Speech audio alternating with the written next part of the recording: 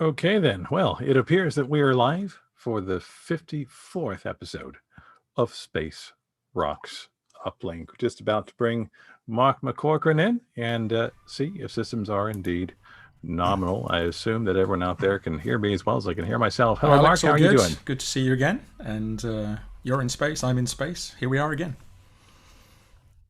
Here we are again. And, well, I suppose it's just becoming a mundane thing these days, isn't it, Mark? I mean, it just seems every other day that people are just popping up there.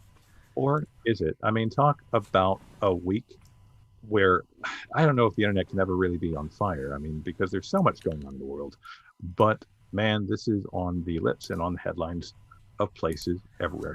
So what's it all about, and who are we inviting on today? Yeah, indeed. So it's sort of strange on one hand to realize that we've been doing this thing for 60 years, right? First human went into space in April 1961, Yuri Gagarin, and to some extent here we are kind of talking about it all over again as if these are historic firsts. But of course there is a difference because the space flights we're going to be talking about this evening are primarily funded by private individuals, by very rich people. Now, that as we'll talk through, that's not exclusively true. There's government funding involved in some of these so-called private space flights. But the two that we saw in the last week, Richard Branson's Virgin Galactic and Jeff Bezos's Blue Origin, are wholly privately funded. And sending first people to across the boundary into space. So I want to be careful about that. We're going to talk to one of our guests about that. Up into space and then back down again, not long afterwards. So sub-orbital flights. And the two guests this evening are very well equipped to give us some insights into how historic this is and what this means technically for the future of space exploration. People will be familiar with a guest we've had on before, Jonathan McDowell from the Center for Astrophysics in Cambridge, Massachusetts. And Jonathan's very well known in the space community for maintaining one of the most complete public lists of all satellites in space. And he's been doing this for many years. But he's become a spokesperson on many issues to do with spaceflight surrounding that. And our other guest this evening is a journalist, Shannon Stirone, who's a freelance journalist based in New York, but has written for a wide range of newspapers, New York Times, and so on and so forth, about space and the intersection with humanity, as she puts it. So where space sits in the cultural mindset of society that we have. So and I've been following Shannon, as you have, on Twitter for a long time and been reading her stuff. And so it's a huge pleasure to be able to bring her on to Space Rocks Uplink for the first time this evening. Indeed. And I suppose for anyone that might be joining us for the first time, that's what Space Rocks is all about. I've described it as an atom smasher before, because we do bring not just, I guess, different walks of life, different experiences, but also different points of view as well. And I think we're going to have a range tonight as we bring Shannon and Jonathan into the chat. Okay, there we go. Hello, Shannon. How you doing? Are you receiving? I am. Fantastic. And Jonathan, I can see you. Can you hear us? Yes, I can. Thank you. Good to see you. Fantastic. Well, on behalf of everybody at Space Rocks, what an absolute pleasure it is to have you both here, and Jonathan, to have you back once again, and Shannon, to welcome you to the fold. Mark's given us a fantastic setup for what we're hoping to dive into tonight. We usually kick this off with a big question. So Shannon, I turn to you. Were you watching yesterday, and what was going through your mind as you did? I definitely was watching yesterday. Honestly, the main thing that was going through my mind was I wanted them to be okay. I was worried the rocket was going to blow up. I was really just happy for Wally, thinking about, as much as I disagree with the whall charade of it, that Wally finally getting to have this experience made me really happy. So for the sake of the audience, I mean, it's almost impossible to believe, perhaps, that people don't know what happened yesterday, but this was first human flight of Blue Origin, its New Shepard rocket, suborbital, up to 107 kilometers, 106 kilometers, Jonathan, I think, in the end, carrying 4 people, let's call them that for the time being until we decide what we want to call them.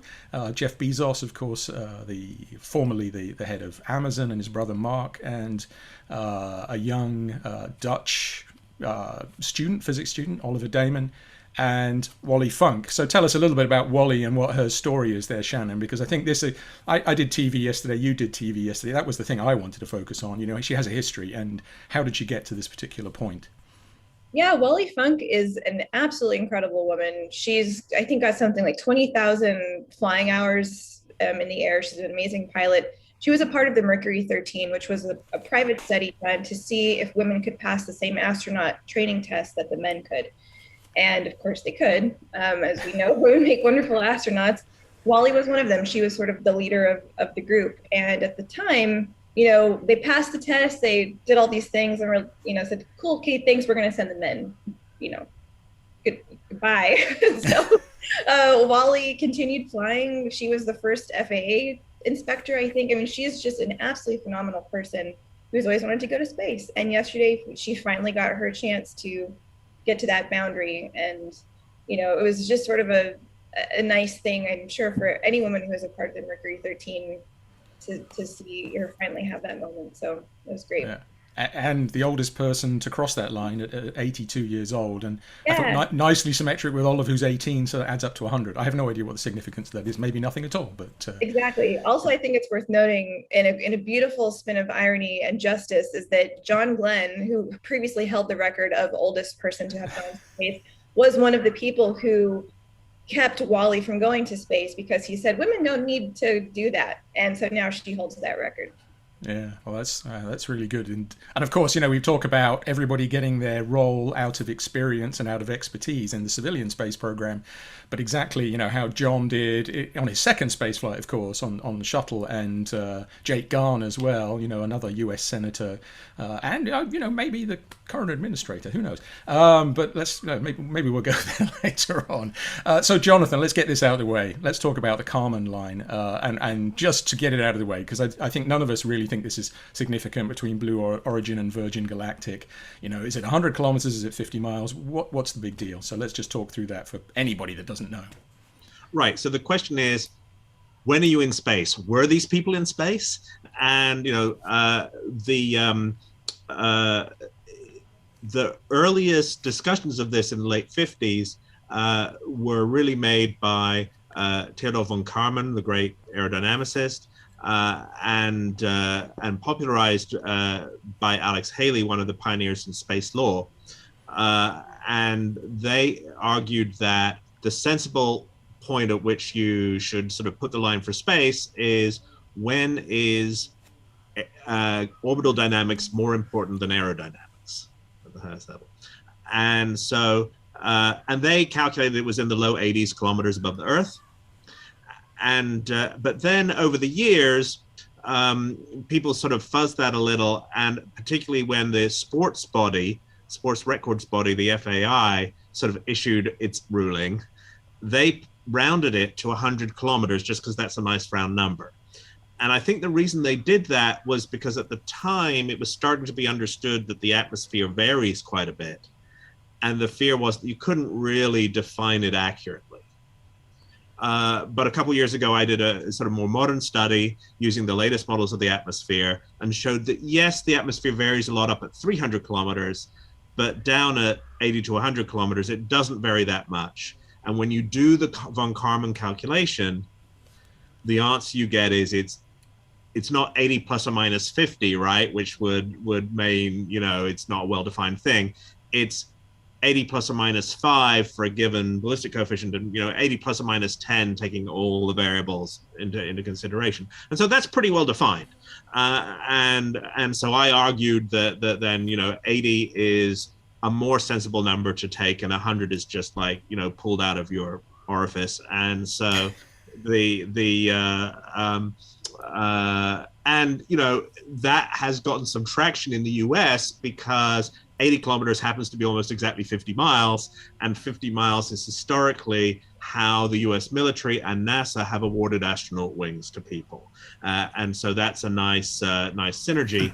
I also showed that elliptical orbit satellites never go below 80 kilometers and survive. They can go in the 80s, but not in the 70s. And so there's sort of, you know, historical, empirical, and theoretical arguments all leading to this 80 kilometer value. However, the nice round number in metric, 100 kilometers, is still very popular with a lot of people. And so that's where the argument is.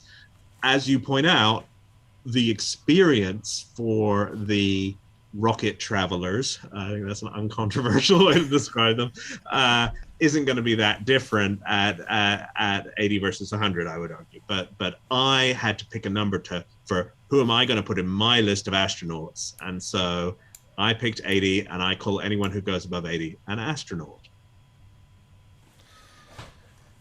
So, Alex, I've got so many questions. I'm just going to dominate the discussion. No, so just make sure I don't, right?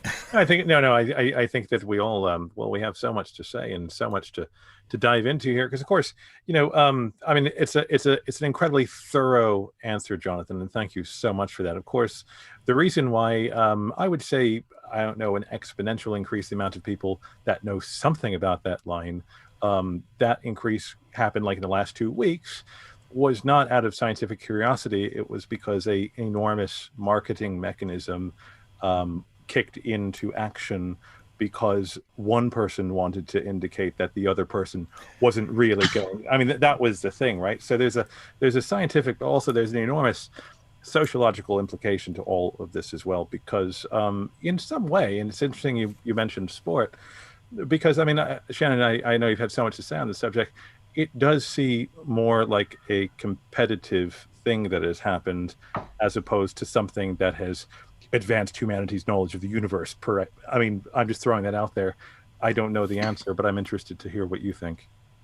Yeah, I think you nailed it. It does feel like a sport. It's wealthy man's sport, and granted, there are of course suborbital science experiments we can put on these rockets and rocket planes, but yeah, the battle of trying to understand where the Kármán line is, who went to space, who didn't go to space, did they both go to space, was not with the purpose of, we want to send an experiment to this particular boundary, so we need to understand exactly where we're going, where it was just two guys that wanted to beat one another. And having Bezos do it on the Apollo 11 landing anniversary was sort of an extra thing. And it doesn't have that same sort of wonderful sense, inspiring sense I think we all usually get when it comes to space exploration. Interesting. Yeah. I think one of the things which is interesting in this whole discussion is that it wouldn't be so bad if they actually said that's what they were doing, right? I mean,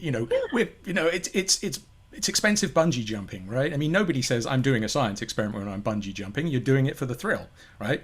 And yeah, there's a risk you might die. I mean, there's a kind of or climbing Everest, right? I mean, there's so many people now climb Everest by sort of being half dragged up, who wouldn't be Hillary and Tenzing and or Reinhold Messner, making his way up without oxygen. I'm not saying that it's not difficult and that it's not dangerous, but it's a whole different thing. But here we're hearing the billionaires telling us that this is for humankind. This is about democratizing. This is about opening up the world of space to everybody. And yet Blue Origin just couldn't help themselves in saying, we're going above this line and you're not. And they just think, really? I mean, just say what it is. So Jonathan, jump in there. Yeah, I guess. I mean, first, yeah, as the proponent of the 80-kilometer line, and Virgin's spaceship can't make it to 100 and Blue Origin's can. It does not astonish me that Virgin really liked my paper and Blue want to ignore it, duh, right? But I also say, as a scientist, I am nostalgic for the era when space was the domain of science, which was never, because it's been the domain of the military and of practical applications like weather forecasting and so on since the dawn of the space age. And so I think that's something that the public still haven't internalized, that they hear space and they think science, but that's not really the majority of what's ever gone on in space. Space is just another venue for everything else that humans do. And so one of the things that they do is bungee jumping. But yes, I completely agree with you. They are flying suborbital science experiments. My friend Sarisha Bandla got to practice being a science experimenter on the Virgin Galactic flight. But it's not clear to me that that's actually terribly useful compared to on a much cheaper sounding rocket. So I think science is a fig leaf that they're trying to pull out, which, to be fair, is no more than NASA does a lot of the time when it's trying to justify the space station and stuff like that. Yeah. So, astronauts are not about science in general. Astronauts are about,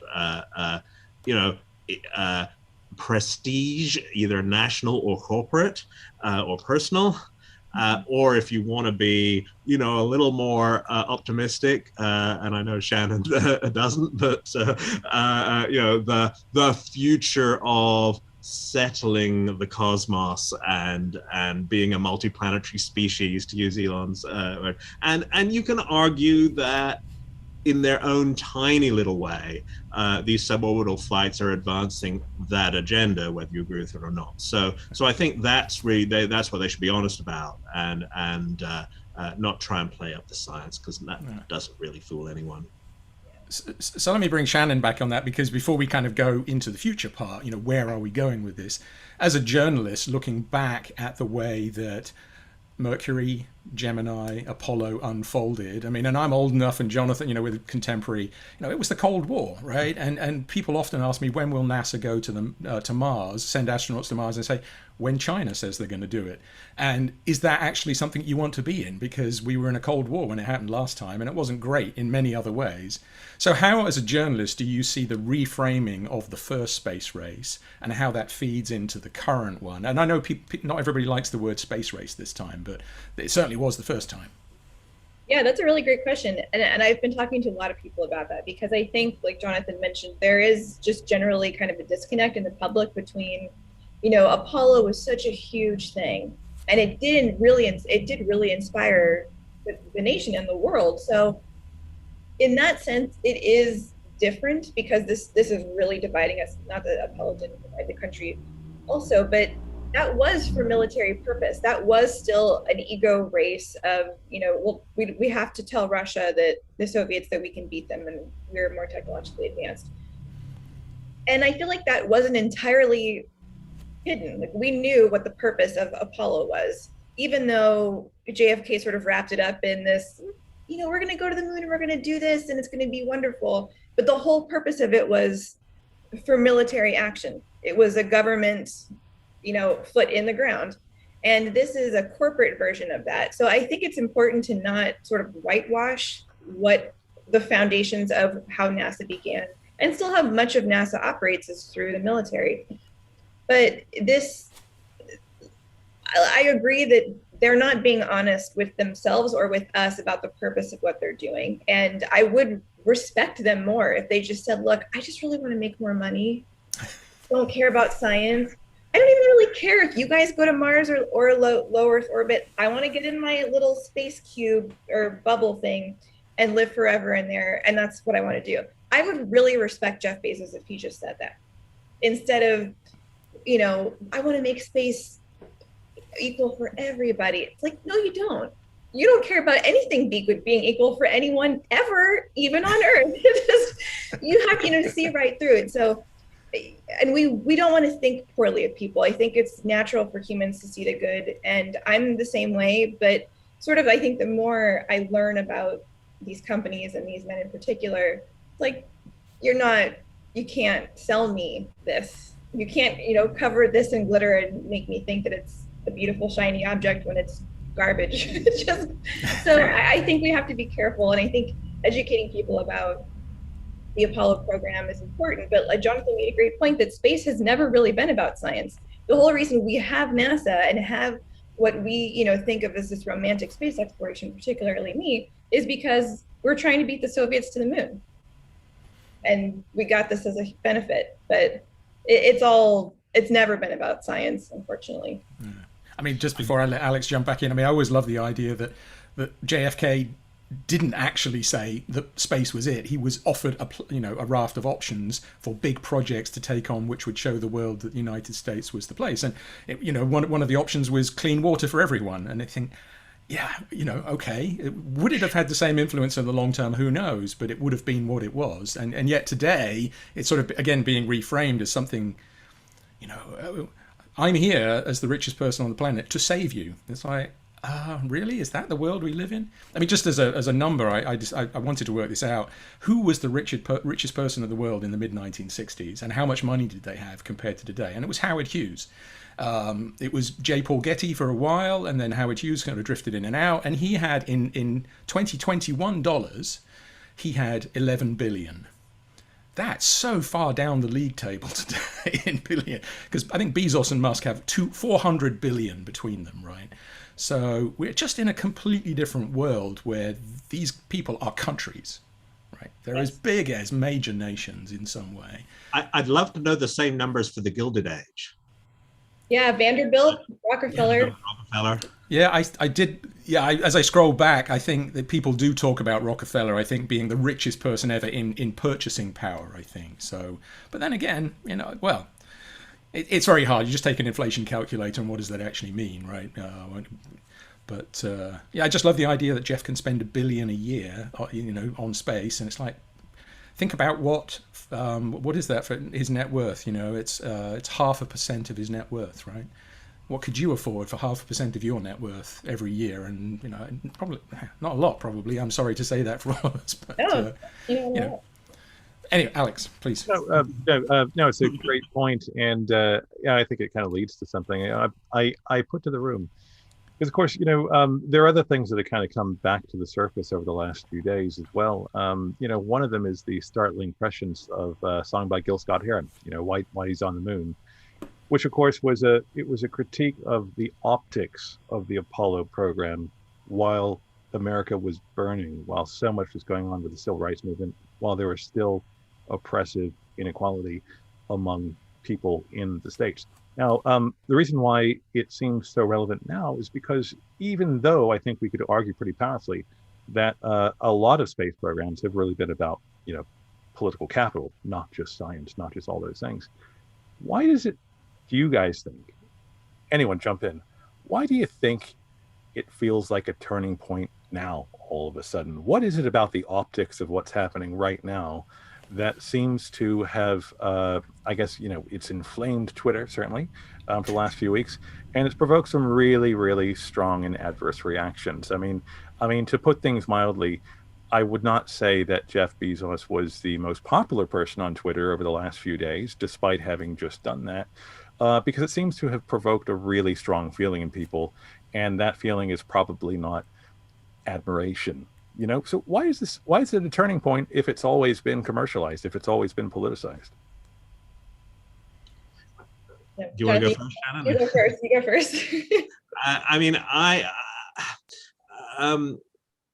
It is egregious, right, that so much of the world's wealth is currently in the hands of so few people. And we've had perfectly successful, more successful capitalism back in the days when the tax rates on the rich were higher. So it's not just like a socialist talking point or something to tax the rich. It really is awful. Having said that, what if you have these rich people decrying what they're spending their money on, I think is personally, I think that's the wrong way to be looking, right? Stop them having the money in the first place. But still, it is at a time of pandemic, at a time of mass unemployment, at a time when people who are already struggling are now just feeling like the ground is going out from under them. Seeing these rich kids go, what am I going to do today? I'm going to go to space. It's definitely pushing some buttons. And, you can argue, I would say for Branson, right, I think that is a pretty fair criticism. That's Virgin Galactic is about the tourism and the glitz. For Bezos, yes, he wants to go to space. Yes, he's a space cadet and he's always wanted to do that. But Blue Origin is mainly a company for building rockets to launch satellites, and New Shepard was a practice run for that. I mean, he has a bigger, more legitimate, one might argue, game plan for his company than just sending rich kids on the 21st century equivalent of the Grand Tour. And so I think there is, the optics are very bad. The reality, one can be nuanced about. Yeah, Shannon, follow. Yeah, because I'll jump in, but I have a point. Go on. Okay. No, I definitely agree with Jonathan. I think that it is all those things. It's them having these sort of loud competition in the midst of a pandemic, knowing that they, have enough money to help with vaccine distribution, vaccine creation. It just feels like they're no longer trying to hide what's important to them. And the fact that you can't ignore watching them, like you said, they shouldn't have that much money in the first place, but to do something this obvious, now, live streamed, it's glamorous, it's cool, it's going on a rocket, we're going to go to space. It's the most just flamboyant demonstration of wealth you can possibly think of. And I personally can't look at them and think, one, you shouldn't have that much money in the first place, and the whole reason you do is because the system's broken. The second reason is because you benefit from the system, so you don't do anything to change it, which also infuriates me, because they do have the power to lobby to get policy changed. They also, they could pay taxes, but they don't because they don't have to. It's every underlying systemic issue of why our world is bad, why our country is in such a poor state, why people feel like the ground is falling out beneath them, because it is. And in some cases, literally because of climate change. So it is just, I find it as a human, as an American, so insulting to watch them do this and to wrap it up in the guise of, don't worry, I'm going to help you later. Don't worry, when this is cheaper, I'm going to take you. It's like, cool, what benefit does that have for me? It doesn't. Help India get vaccines. It would take you one phone call and a fraction of % of your wealth. So it's just, I think more so now, I mean, granted, commercial spaceflight is definitely on a cusp because we have this technology. Everything's going to change, but it's the optics of it are just, we're no longer even hiding what is important to them. They're being loud about it. Yeah, that struck me that's something, a really interesting point. I mean, because where I live, I people who follow me on Twitter, I cycle a lot, and I cycle out here in the area inland from here, which actually used to be in the sea, so it's all been drained by the Dutch. But there are big canals and there are big shipyards there, and occasionally I cycle past one of the shipyards, and there's a bloody great super yacht which has just been rolled out, right? And they keep coming out because that's their business. And they never have a name on them, and you have to go home and figure out by Googling around, whose is that, what is it, how much did it cost? And of course, it's all completely secretive. They don't want people to know that they're spending this money. And there was one last year, and I found out, again, it wasn't secret, but you had to dig for it. And it's somebody with, 10 billion, and I've never heard of them, right? You just don't know who they are. And he's built the biggest ship to go exploring Antarctica with a helicopter and a tender and the world's biggest IMAX theater on board a ship. All this kind of stuff. And it just struck me yesterday that actually most billionaires are quite sensible. They actually stay below the radar, right? You don't go to your local doctor or to your supermarket and typically see the luxury yacht magazine or the mega homes magazine, because actually that becomes a Marie Antoinette moment, doesn't it? It's like, I have more than you. Let me tell, and that's when revolutions happen. So actually, the rich, in a way, would be wise not to do this, right? And I just wonder. So, bringing back to a question, we're all in this bubble, right? We're all in the space bubble, and it's polarized the space bubble. But what I don't know is whether anybody else cares one way or the other, right? I mean, as a journalist, Shannon, you probably have to look outside of that more than those of us who are in it.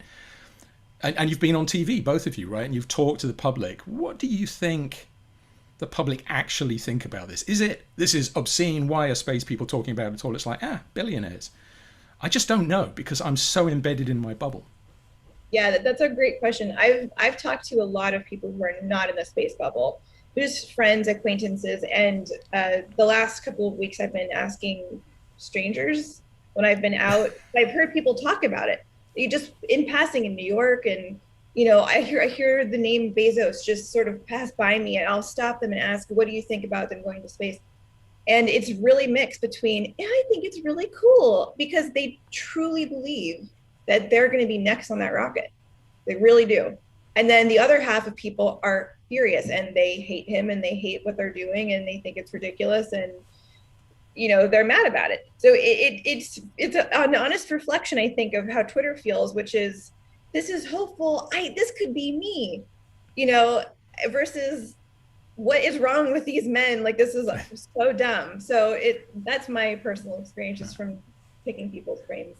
And I think it reflects, right, the country in that, you're mad at Bezos for not, pushing to increase taxes on the rich, I guess his own interest. But, there's 100 million people in this country whose interest it would be in who still don't vote that way.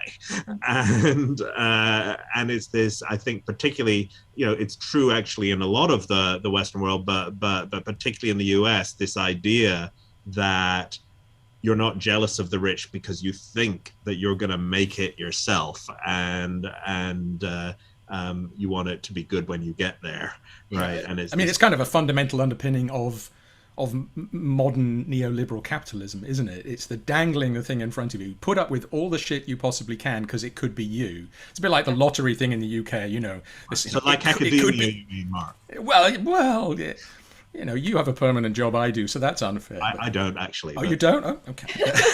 It's that lottery thing in the UK when that was rolled out. It's a retrogressive taxation, right? Lottery. It's just basically saying get the people who think they're going to get very rich to pay for stuff. And there's, it was used to be this finger pointing. It could be you, and people immediately redrew that and said it's not going to be you, because statistically it just isn't, right? And yet the American dream in that sense is incredibly pervasive, isn't it? It still engages. It's probably in Europe too. I mean, Alex, I wonder, you span those you live in the UK, but you spent time in Italy when you grew up, and you spent time in America, of course. How do you see that? Because you're in the space bubble because you're in space rocks, but you're not a space person in that sense. Yeah, well, it's a really interesting question, because I suppose in some sense, what is happening now to me, and I mean, not to get too biographical, but I used to work in the .com industry, right during that boom. And there was a moment that the internet was going to solve all of our problems. Literally, it was just it was just a light that, like moths, we just moved towards. And it was just going to somehow magically, just transport us into this utopian age, And clearly that, you could argue didn't happen, right? Without going into it. But I guess that's the thing, though, isn't it? I mean, what we're talking about here isn't science research or the justifications for it. What we're talking about, I think, is the creation of a kind of a culture around space that I think I can't help but feel is potentially damaging to very justifiable research, very justifiable research initiatives. Not to be self-referential again, Mark, but ESA is responsible for the vast majority of Earth observation data, as far as I'm aware. That is a justifiable reason for right?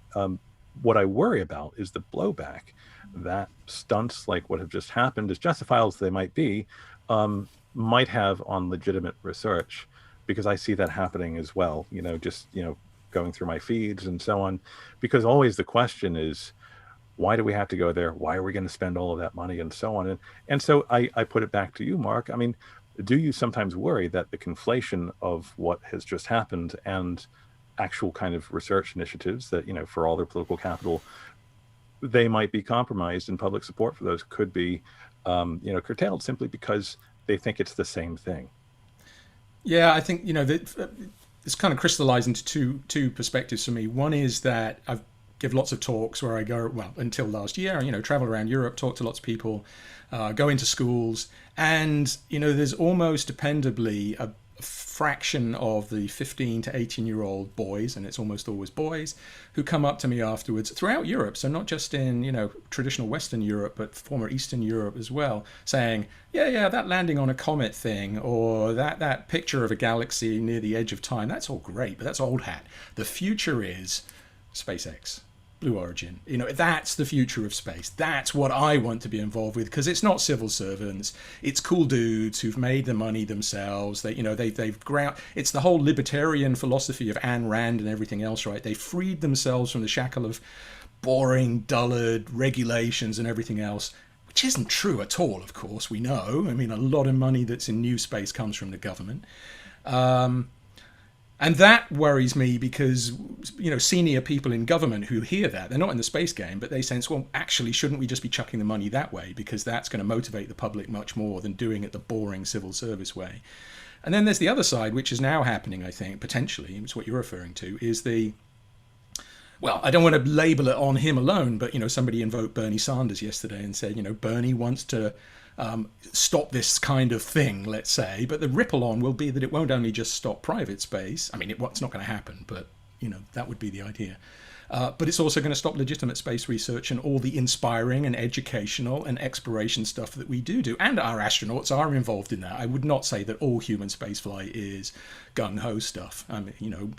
There's certainly a strong aspect to that, but I think it could go both ways, right? And I think those of us who sit in the middle, who depend on funding, and I don't mean that in my job will be lost. I'll retire soon enough. But lots of people with lots of exciting science, which is actually, and also relevant to the Earth, right? As you mentioned, Earth observation and applications and all that stuff, space is really important. Just picking up what Shannon said, I'm not as bold as you, Shannon, so maybe it's the New York thing coming through. I've often talked about walking down Oxford Street in London and just looking at people as I'm walking along and saying, in my head, do they care about space? And the answer is no. They're still looking at their phone and they're connected to GPS and everything else. They are using space, but they don't know it's there. And if I ask them, they'd go, you know what, I don't care. So you're bolder than me in actually going and asking people. That's a really interesting point, because I think that our education system, maybe just in general, is so bad that people really do care about space. They just don't know that they care. Because, for example, my laptop is covered in space stickers from NASA, and one from ESA, actually. And so I once was at the Burbank Airport in Los Angeles, and this man asked me about the backlit Cassini picture of Saturn on my computer, and he said, "Is that Saturn?" And I said, "Yeah." I was on my way home because we just talked Cassini into Saturn. We just ended the mission. And he said, "Wow, that's a beautiful image." And I said, "Yeah, it's a real picture." And his face just blew up. He just couldn't believe that was a real photograph. And I said, "Yeah, we've had a spacecraft around Saturn for the last 13 years. And the mission actually just ended 2 days ago. I'm so sorry to tell you. We just filled it." But, and he was so devastated that this thing had been happening that he didn't realize. We had a spacecraft at Saturn, and it just blew his mind. So I think that because it's not important. We don't talk about it enough on the news. We don't watch the astronauts go to the space station. We don't broadcast when NASA puts a new mission up, when Rosetta lands, Philae on the comet. And that's not on NBC here. That's not public television. We don't care enough. But I think if we gave people the chance, they would. But I think that line is incredibly important, because we hear the word space now, and it's going to be conflated to mean Elon Musk, Jeff Bezos, and Richard Branson, and not science and actual space exploration. And I'm not going to shut up about that, because one is, I think, one of the best parts of humanity, and the other is, it's just capitalism. It's these guys trying to make money and push their own agenda forward, and we have to keep them separate. I think it's so important, because they're not the same. Yeah. And one's the same as the other. Yeah, it's kind of a selection effect in a way, right? These guys don't get that rich without being good at PR and without selling things. And so when it comes to this, they know how to sell it, right? And maybe we need to take lessons. But on the other hand, people are so sick of hard sell as well, right? I think everybody in culture has just had enough of being told you'll be a better person if you buy my thing. And in fact, I'll tell you next year, that wasn't actually the real thing, because you have to buy the next thing. haven't we kind of grown up from that a bit? I'm just curious, Jonathan, though, because you do exist in the academic domain where this idea of the private space potentially undermining in one way or the other. I mean, I put two scenarios out there, but there could be many more. Or do you see it in a positive, definite sense that even spending a little bit of those riches is better than spending it on a super yacht, for example?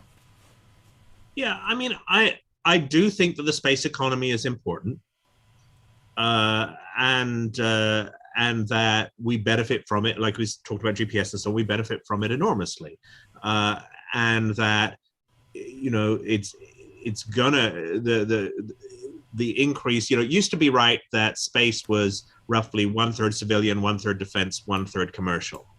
And just in the past few years, the commercial is exponentiated, and now it's the majority of what's going on. And so that's the thing which, I think it's great to have the commercial space, but you've got to regulate it. You've got to make sure that it doesn't adversely impact other uses of space.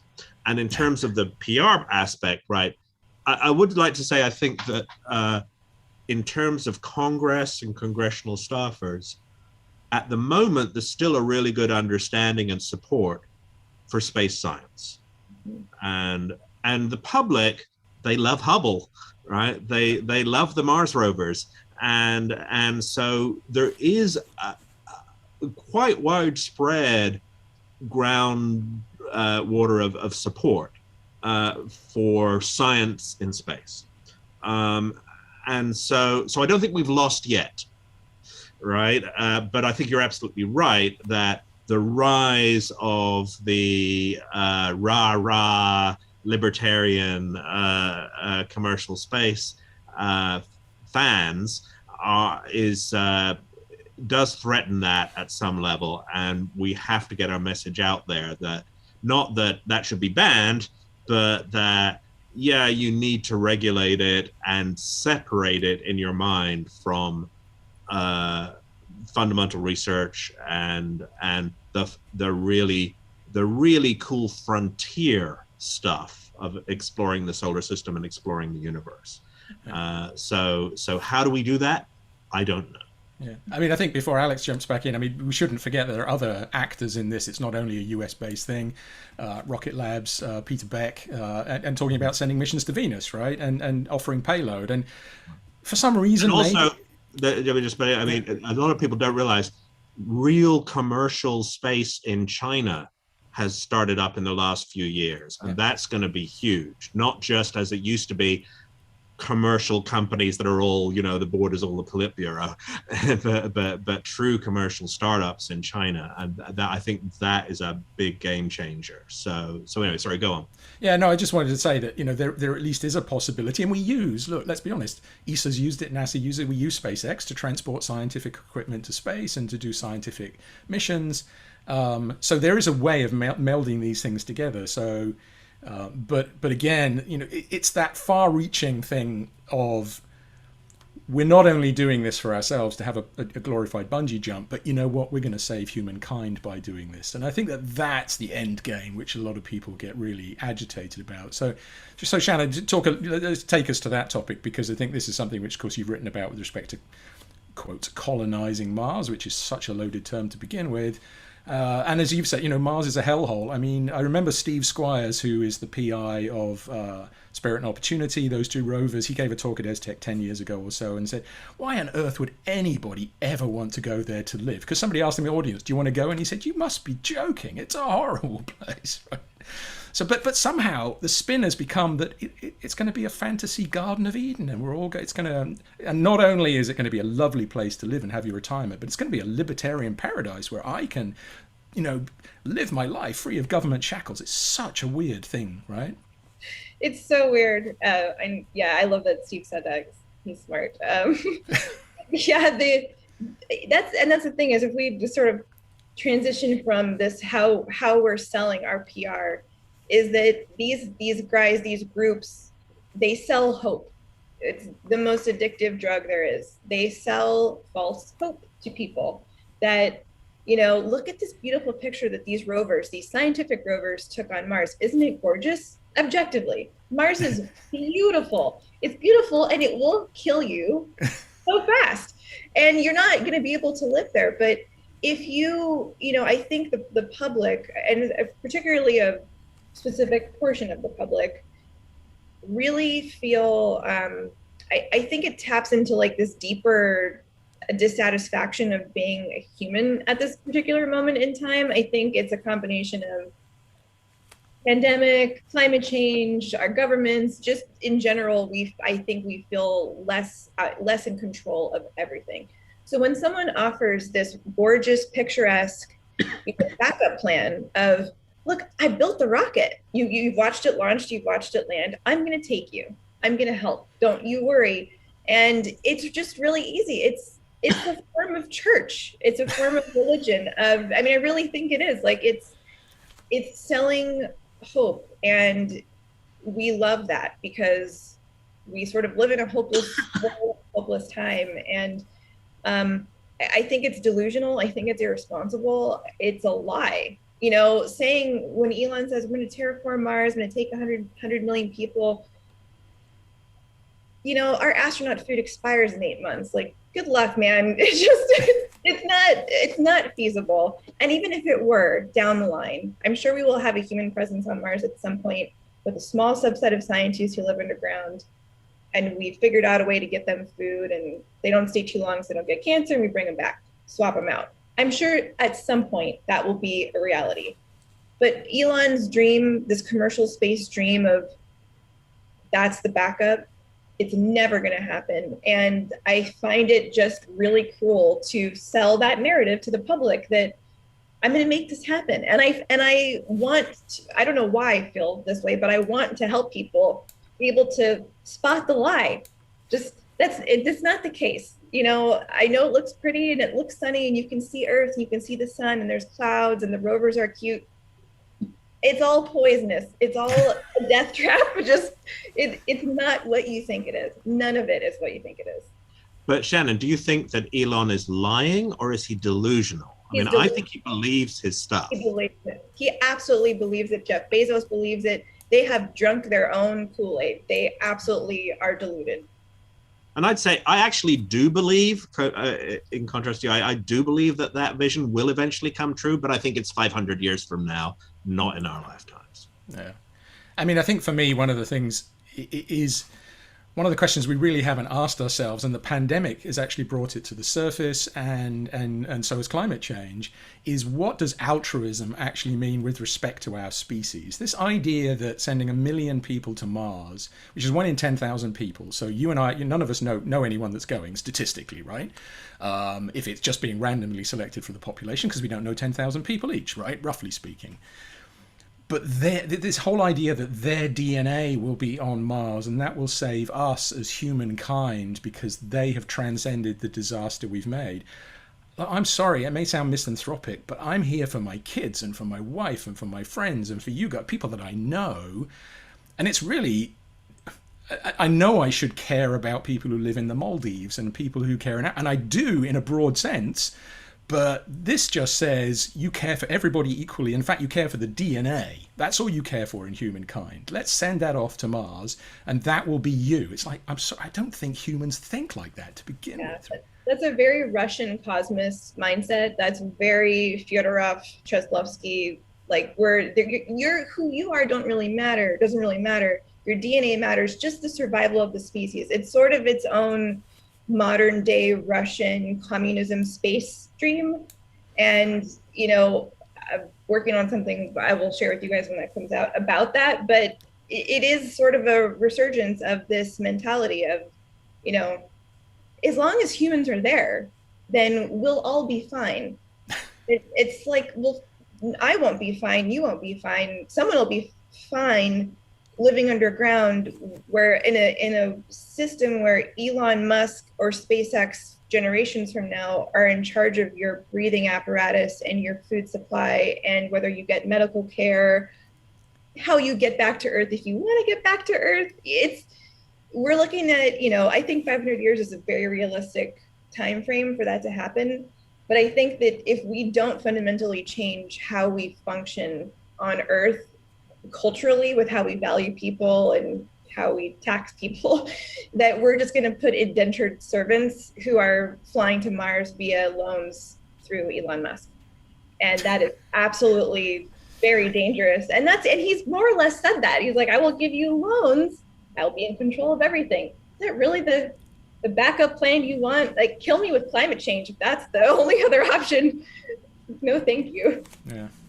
Indeed. Well, I suppose this is the thing. I mean, our future is starting to look very dystopian, from that perspective, because all the sort of Weyland-Yutani kind of predictions for things seem to sort of be manifesting. And what really is happening, I think, is really powerful marketing, right? That's I think the real success story in many of these things is how the message has been put across. That something that Mark, I think, said incredibly well on Deutsche Welle yesterday. I feel so left out. I'm the only person that hasn't done TV this week, but it's only Wednesday still. But I'm joking.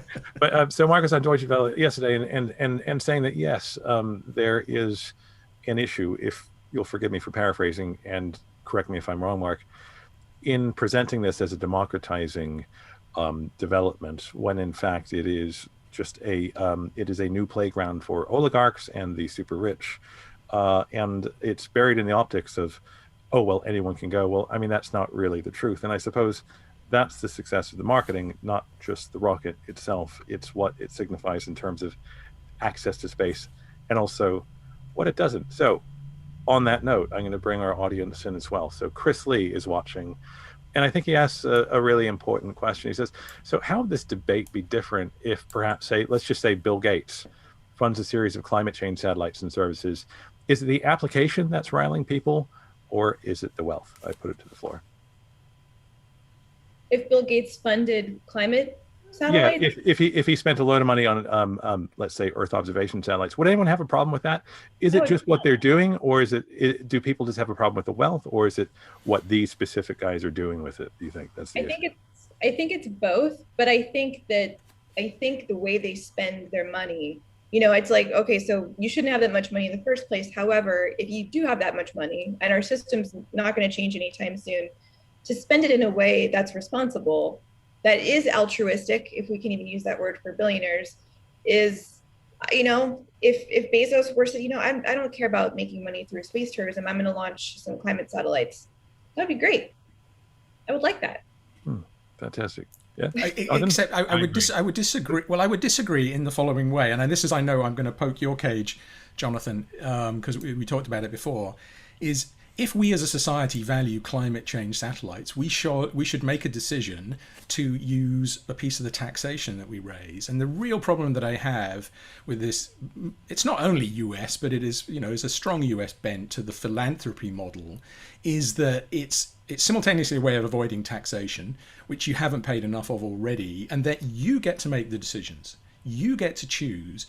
Where's democracy feature in this at all? You could argue that democracy is broken and we don't have a functioning democracy, so let them do what they want. But that's exactly Ayn Rand libertarianism, and that just does not end well, right? Yeah. At least it doesn't in my mind. No, absolutely. I mean, the challenge is, I guess what I was saying earlier was, if you have these rich people, which we shouldn't, or criticizing them for not launching climate satellites when you yourself didn't, as a country, didn't vote the politicians in who would spend the money on climate satellites, is perhaps a little hypocritical, or at least unrealistic. But yeah, so I do think, let's say this. I think there's an argument that having a small number of somewhat less rich people who make decisions like this, is how you get nice things that a committee would never approve. Like, for example, NASA's had 60 years to send Wally Funk into space, and they never got around to it. So and it's a wonderful thing that she got to fly, and so that kind of sort of slightly random decision making can occasionally throw up good things, and maybe it's not terrible to have some small fraction of your country's wealth go into that just to get the occasional random good thing. But it's the amount of wealth that we're letting be controlled that way when we're so desperate for these basic, human health and safety things that we ought to be using our taxes on. So it's hard. Part of me goes, that's outrageous that they're spending this money, and then the other part of me goes, yeah, but the government could solve all these problems too just by canceling a few bombers and missiles. And so it's not like there's great decision making all around. No, but let's be honest, the public have voted for bombs and missiles at some level, or they've been persuaded to. But they've also voted for billionaires. They've also voted for billionaires, yeah. And we keep voting for both. That's the thing, is it's all connected. It's all our value system on a whole of, we worship billionaires, we choose to vote this way. And I don't think anyone should be off the hook. The government shouldn't be off the hook. The billionaires shouldn't be off the hook. Bill Gates donates a lot of money. I mean, Jeff Bezos donated $10 billion to climate change. And I think, everyone's like, you're really being hard on him because he donated $10 billion. So what? He made $1 million going up to space for 4 minutes and came back down. He made $1 million. What else can you do? But it's also not just on him. It is the government. But part of that is, the same mentality of, you're not choosing to step in and make change when you have the power. When you have that much money, you have that power. And it's a recursive choosing to not change anything. Yeah. I mean, I just want to, before we close that point out, I'm going to really, risk alienating lots of people online. There is a slightly saintly aspect about Wally and what happened to her yesterday, right? I mean, and Jeff leveraged that. He didn't put her on the 10th flight when it was proven safe. It was absolutely, and you could argue that NASA, in some broad form, did make up for that flaw of the 1960s by sending lots of women and lots of ethnically diverse people into space at the moment, right? So it may have said, let's not do that with an 82-year-old. Let's do it with the current generation, who will do all the other things we want them to do as astronauts as well. So, as I say, if Bezos had put her on the 10th flight, none of us would be even aware of it happening. So there's a little bit of cynicism, and that's not attached to her at all. It was absolutely PR. Yeah, it was PR completely.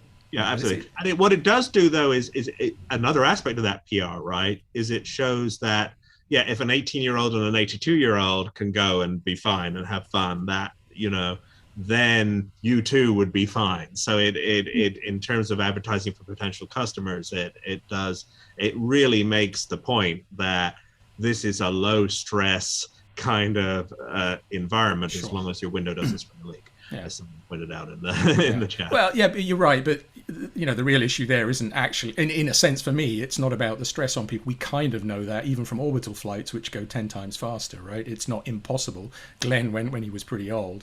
It's that it's, what is it, $500,000 for a seat? That's what the problem is, right? Oh, yeah. I mean, that used to say you can go. No, you can't, because I don't think anybody on this call can afford to go, right? Well, although... I mean, or even if you could, would that be your priority for money? Only if it's 1% of your total wealth or something, right? Yeah, so it's, to sort of jump in there really quickly. So Jeff asks, but are we, perhaps, I think he's referring to the space bubble, are we also just a little guilty, perhaps within the bubble, for falling for the rhetoric as well at times? Because I guess, I mean, Mark, you can probably say it better than anyone else. I mean, all space agencies, they get along. They don't compete with each other, do they? I mean, it's, it's all just very fist bumpy, and everyone gets along, right? Because I assume that, otherwise you could say that some of the criticism of Bezos and Branson, I'm just saying, you tell me. Yeah, well, I'd certainly love to hear from Shannon on this. I mean, it's something which I must admit, and Jonathan said earlier he hasn't been fired by the Centre for Astrophysics for talking bad about the government. I often risk this. I think we get a bit slap happy about this sometimes as well. We tend to assume that all space is good space, and that if we don't talk well of everybody doing space, we're undermining ourselves. And I think the space bubble on Twitter or other social media is just as guilty of that. I think people's values become incredibly contingent when they see something cool happening, and they will, say, well, look, but we're only going to talk about this one thing, right? This is what they're doing. They're launching something into space. Let's forget about all the rest. I just don't know that we can afford to do that in the world we're living in, because it's that firewalling of our values which leads to a society that's actually fundamentally unbalanced. And so, Shannon, you this is something you talk about a lot, I know. I completely agree with what you just said. And the bubble is very tight, and there's not many space people. I mean, I think we are all very much in that bubble. It's a wonderful bubble. Space people are the best, as you guys know.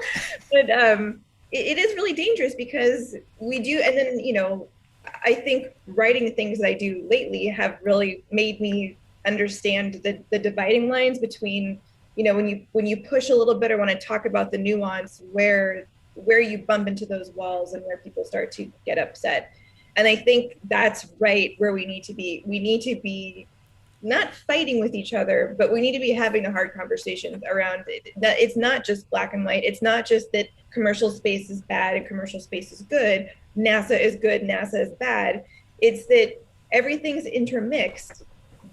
But it's just, I hope that we can start to have those more nuanced conversations, because if we don't, and we let things continue the way that they are, and we don't challenge these men, we don't challenge the optics of what they're doing, the narratives of what they're selling, then we're in Ayn Rand territory. And I don't think any of us want to be there, but that we're on a train heading in that direction right now. So I mean, and the thing we talked about just before, Jonathan, you go to you, was the fact that not only did Blue Origin take humans to space yesterday, but the day before, they sent out a whole bunch of chunks of $1 million to people in the space industry and the space advocacy. And again, what's the optics of that? People saying, hey, we've just got $1 million. Isn't that great for us? It's like, are you being bought here, right? Can you now turn around and criticize the people that just gave you the money? That's what worries me about that. So. That's the thing. And also in terms of optics, when Bezos gave his press conference, he thanked Amazon and the people who spend money on Amazon and Amazon employees.